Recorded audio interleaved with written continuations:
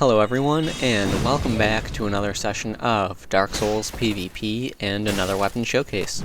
This time I am using the Moonlight Greatsword, which you get from cutting off the tail of Seath the Scaleless.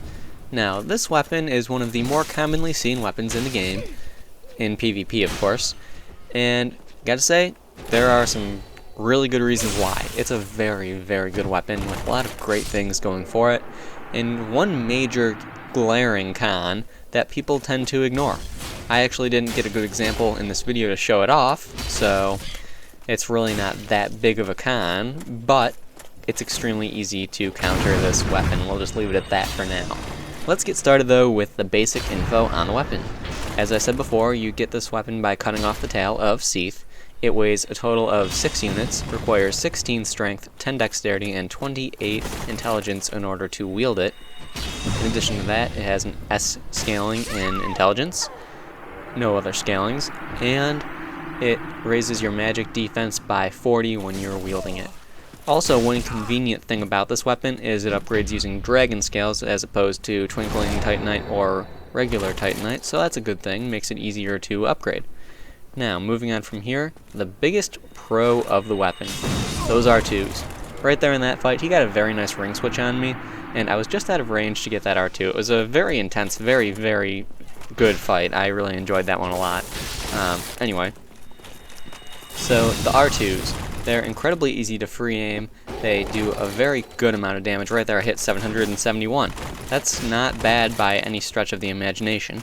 So R2s, I would definitely say, are the biggest pro, especially considering you can hit an opponent who's running away, hit them from a distance, and yeah, it's a good thing.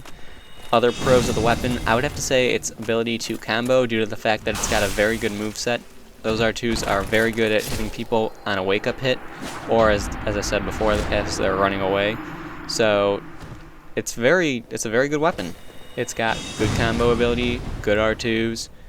It has a very good damage output.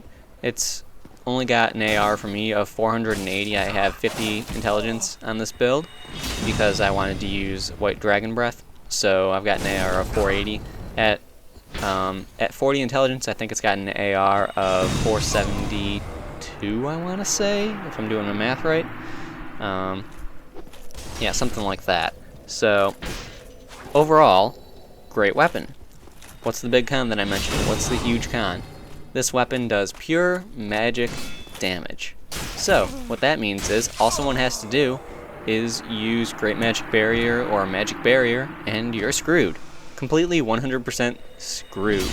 Because they'll be resistant to the sword. They're resistant to magic, they'll be resistant to the sword. So that's not a good thing for you.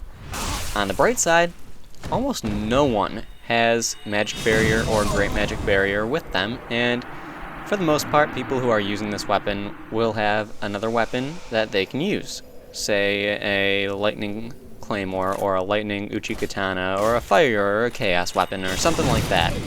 Chances are people will have that extra weapon. Now, right there in the beginning of this fight, I've got no clue what happened with his teleporting. I don't even know.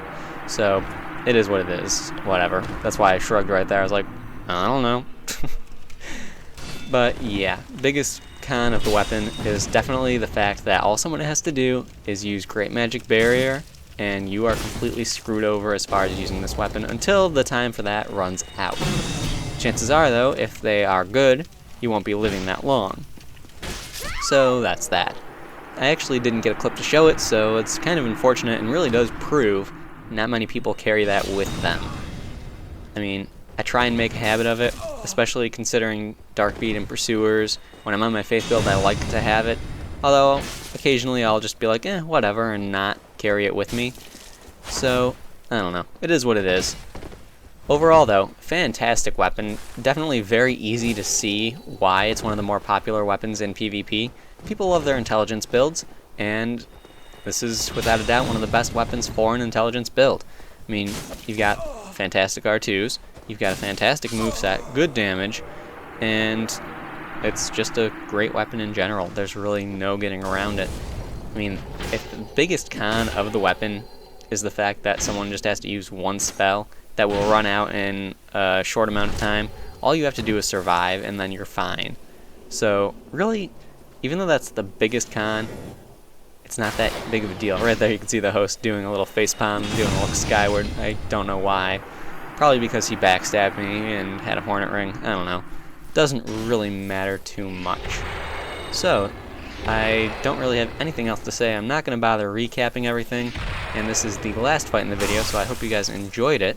And I will see you next time.